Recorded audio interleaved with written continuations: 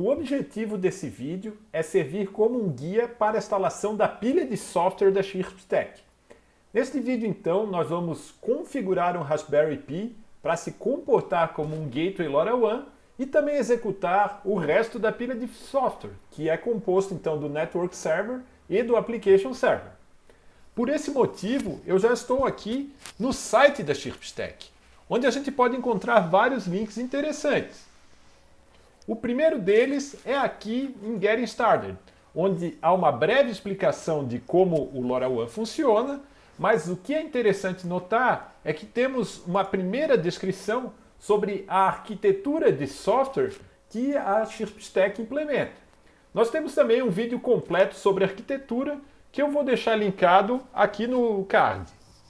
Eu recomendo que vocês deem uma olhada nesse material porque ele é bastante interessante.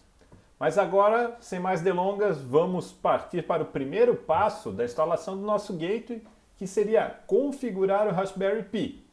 Esse vídeo não é sobre isso e existem vários vídeos na internet que explicam como isso faz.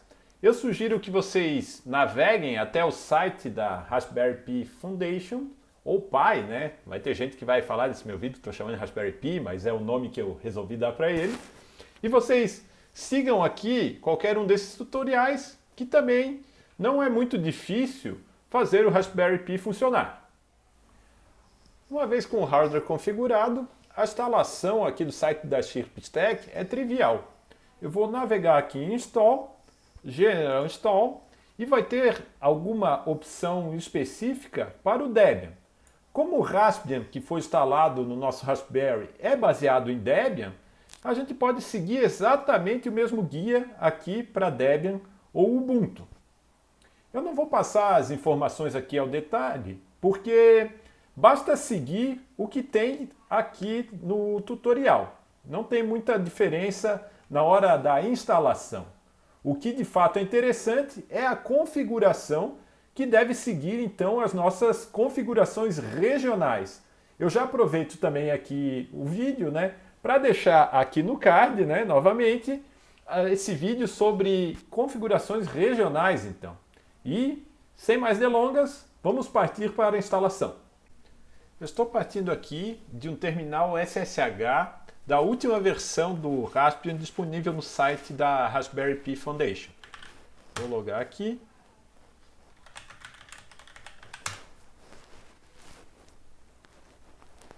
E vocês podem olhar que é a versão 11, então, do Raspbian.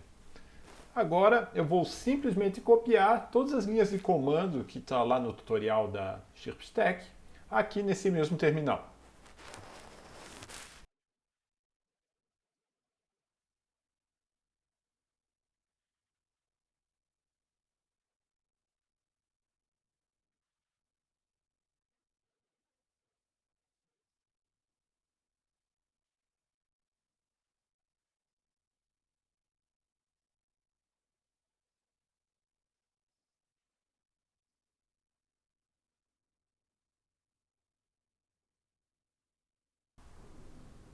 Até o momento, toda a instalação que a gente fez foi simplesmente copiar e colar do tutorial da Chirpstack. Agora que vem a parte interessante, quando temos que editar os 3 arquivos que configuram a pilha de software da Chirpstack.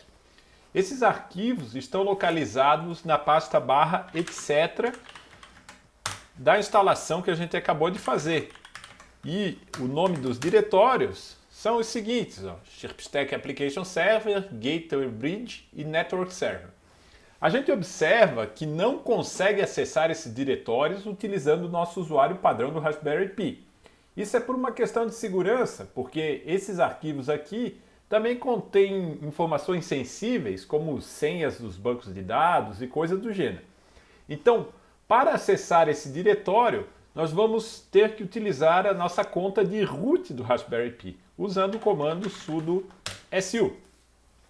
Agora sim eu posso dar um cd para dentro de um diretório e eu vou começar então de baixo para cima. Eu vou começar com a configuração da Gateway Bridge.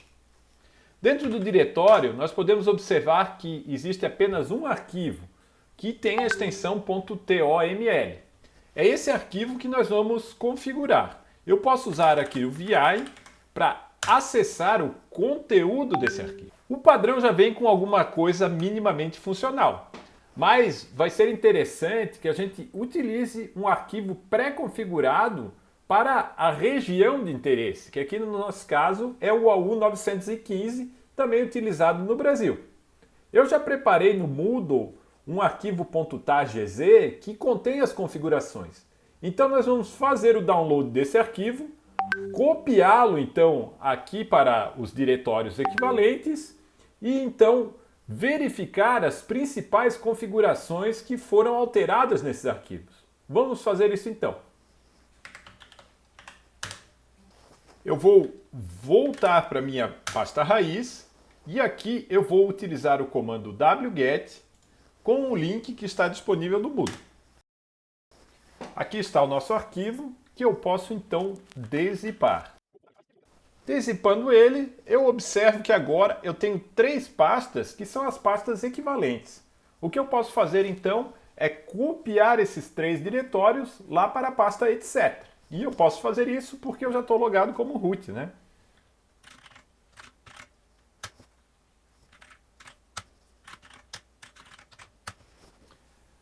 Agora, quando eu realizei a cópia, eu já posso ver que os novos arquivos estão aqui.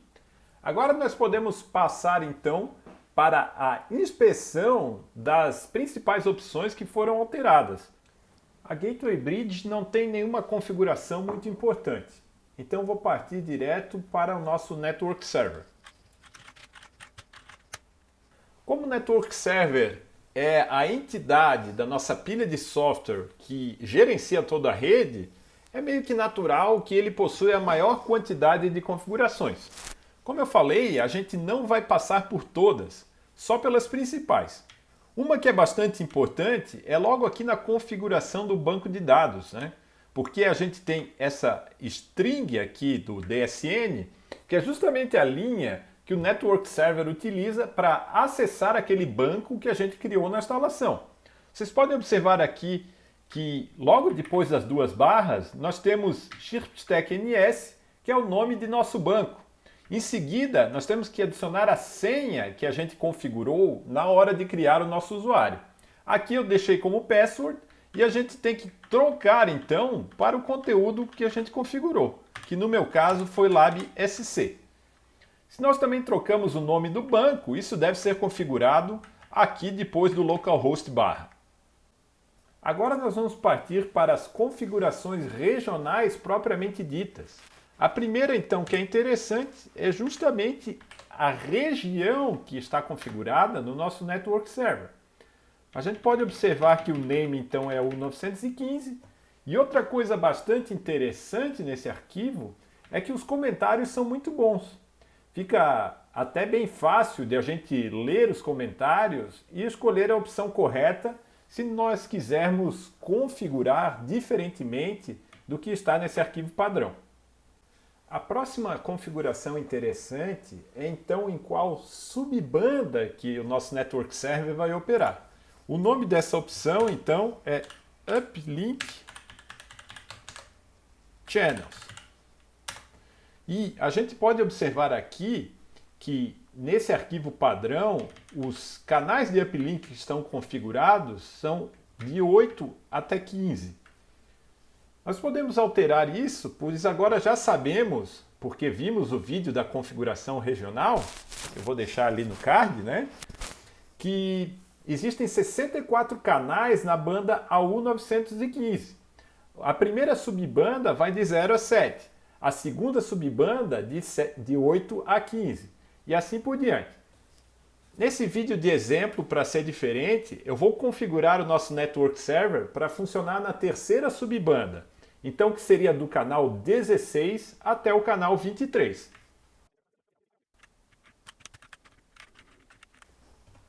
Outra coisa interessante que nós temos aqui no exemplo é que para a primeira subbanda e para a segunda subbanda, nós temos também canais altos habilitados, como por exemplo o canal 64 e 65. Esse é o canal de 500 kHz. Para quem assistiu o vídeo, sabe que este canal pode causar interferências nos outros canais de 200 kHz. e a gente habilita a nosso critério.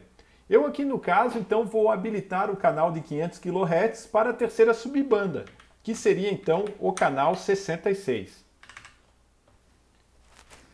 E por enquanto eu não vou passar mais configurações aqui do Network Server, mas eu sugiro que vocês deem uma navegada aqui no arquivo para ver que tem bastante coisa interessante. Agora então nós vamos para o Application Server. Neste arquivo a gente observa que a configuração mais importante a ser feita é da configuração da senha do banco de dados, no mesmo formato que a gente fez lá para o Network Server. Então eu vou lá na string do DSN e novamente a gente viu que agora eu tenho que configurar o password do usuário ShirpStack AS, que eu coloquei igual do ShirpStack NS, que no caso seria LabSC. As outras configurações que vêm por padrão aqui no Application Server já são suficientes para fazer ele funcionar da maneira que vamos utilizar. Uma das principais é habilitar o envio por MQTT de todas as mensagens recebidas. Nós vamos utilizar isso em práticas posteriores. Agora, com os arquivos .toml configurados, a gente pode fazer as últimas configurações necessárias então na interface gráfica de configuração do ShirpStack. Para isso, primeiro nós vamos reinicializar o nosso Raspberry Pi para verificar se todos os serviços funcionam corretamente. Depois do processo de reinicialização, nós podemos verificar se o nosso Raspberry Pi está rodando a pilha de software da ShirpStack. Para isso eu vou usar o comando netstat. Nós podemos observar aqui que existem vários processos da ShirpStack escutando em portas específicas. Algumas delas são internas, como por exemplo a 8000, 8001, 8003. Mas nós temos a porta 8080, que é a porta que será utilizada para a configuração do nosso gateway. Para isso, então, eu vou utilizar um browser para acessar. Agora então eu vou apontar o nosso browser para o endereço do nosso Raspberry Pi. Ele pode ser o endereço IP, que vocês podem conseguir através do comando ipconfig, ou no meu caso é um host DNS, porque o nosso Raspberry Pi também está rodando DNS dinâmico. Uma vez acessado, eu chego na interface de configuração do ShirpStack. E a senha e usuário padrão é admin. Recomendo fortemente que vocês alterem esses valores assim que a configuração começar. Agora a gente vê essa tela onde vários parâmetros precisam ser configurados. Eu gosto sempre de fazer na ordem, tá? Então eu começo aqui com a configuração de Network Server. Eu clico em Add e agora eu posso escolher um nome para o meu Network Server. No caso aqui eu vou chamar ele de Rael NS. Agora uma coisa interessante, eu tenho que escolher o endereço do meu Network Server. Por sinal, nesta configuração que a gente está fazendo, o Network Server vai rodar no mesmo Raspberry Pi que o Application Server e que o próprio Gateway, né? Então o Packet Forwarder. Por outro lado, eu poderia colocar aqui qualquer endereço se a minha instalação fosse distribuída. Não tem nada que impeça de cada serviço do ShirpStack rodar numa máquina diferente, numa nuvem diferente e coisa do gênero. Isso também é bastante interessante para a escalabilidade aqui da nossa solução. Como estamos trabalhando com algo simples, nós vamos utilizar então o Network Server local. Então eu vou colocar aqui o endereço local do nosso host, que seria então localhost na porta 8000. Quando eu clico em Add, eu posso observar que o Network Server foi incluído, e se eu clicar no Network Server, a gente já pode observar que a interface de configuração do ShirpStack já conseguiu ler as configurações que a gente fez no arquivo .toml. Então ele já reconheceu que esse nosso servidor é um servidor configurado em AU 915. Agora então nós podemos passar para a configuração dos profiles do Gateway. Então o que temos de opções aqui? Temos opções menores, como por exemplo a periodicidade em que o nosso Network Server vai perguntar os status do gateway, mas tem uma bastante importante que seriam quais canais que estão habilitados para o nosso gateway. A gente deve lembrar que lá na configuração do Network Server, nós habilitamos a subbanda 3, que é do canal 16 até o 23. Nós vamos fazer a mesma coisa aqui e habilitar todos os canais que o nosso Network Server suporta. Então, depois disso, basta eu colocar um nome aqui para o nosso profile de gateway. Eu vou chamar de Rael GP. O intervalo de estatísticas eu vou colocar em 30 e eu vou selecionar então o Network Server que nós acabamos de configurar. Feito isso, nós podemos agora configurar o Service Profile. Vocês devem lembrar do vídeo, que eu vou deixar ali no card, né? Que o Network Server também é responsável por configurar a alteração de taxa em função da qualidade do link. E esta aba aqui é a aba que configura as opções desse tipo de serviço. Então eu vou colocar um nome para ele aqui, chamando ele de Rael SP. Vou escolher o nosso Network Server, vou colocar para ele adicionar os metadados do gateway junto com os dados que ele está mandando. E agora aqui vem duas informações muito importantes. Qual seria a taxa máxima e a taxa mínima que o Network Server deve configurar para os nós rodando em LoRaWAN. Esse valor é interessante que a gente olhe lá nas configurações regionais, então na especificação das configurações regionais. Mas talvez para a minha aplicação eu tenha algum requisito específico. Aqui no nosso caso eu vou colocar os valores máximos e mínimos que podem ser configurados lá. Então eu vou colocar mínimo data rate 2 e máximo data rate 6. Outra configuração que pode ser interessante é o Device Status Request Frequency. Isto é um frame padrão do LoRaWAN que pode perguntar para o nosso nó, por exemplo, qual que é o estado da bateria e o estado do link dele. Qual que é a SNR do link entre ele e o gateway, né? Essa SNR média. Isso é utilizado também para o algoritmo de adaptação de potência e de data rate do nosso nó. No caso aqui, eu vou colocar então, a gente pode olhar que é em requests por day, eu vou colocar então 24, um request por hora, e dizer para ele adicionar tanto o nível da bateria quanto a margem de link aqui que ele obtém do nosso servidor. Agora eu posso utilizar a aba Device Profiles para configurar as features que o meu nó suporta. A gente tem que observar que uma rede LoRaWAN pode estar rodando há muitos anos e as normas vão sendo atualizadas e os nós mais antigos podem não suportar as novas características que são introduzidas pela LoRa Alliance. Dessa maneira, eu tenho aqui várias configurações que suportam as diferentes versões que foram lançadas das normas da LoRa Alliance. Eu vou criar então um profile para a gente ver essas configurações. Vou chamar ele de Rael DP. Vou selecionar o nosso Network Server e agora começam as configurações. Para a versão do Mac, eu tenho que escolher a versão suportada, que no caso dos nossos nós é 1.03. Para os parâmetros regionais, o nosso nó suporta o máximo requerido, que é 1.03. Para o algoritmo de adaptação de taxa e potência, a Chirpstack já fornece 3 opções.